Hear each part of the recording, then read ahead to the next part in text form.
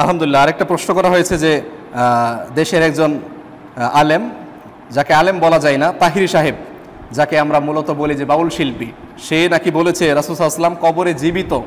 দেখেন, এগুলো হচ্ছে আকীদার বিষয়। আল্লাহ এবং রাসূল সম্পর্কে যদি কারো আকীদা স্পষ্ট না থাকে, বিভিন্ন ধরনের ভুল ভ্রান্তি থাকে, তাহলে কাল কিয়ামতের ময়দানে তার আমলগুলো আল্লাহর নিকট গ্রহণযোগ্য হবে না।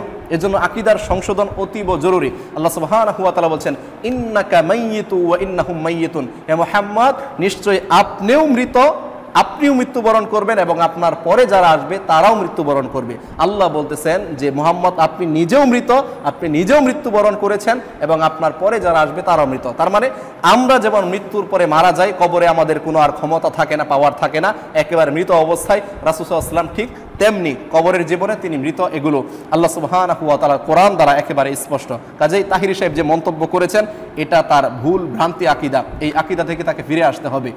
আল্লাহ সুবহানাহু ওয়া তাআলা আমাদেরকে বোঝার তৌফিক দান করুন।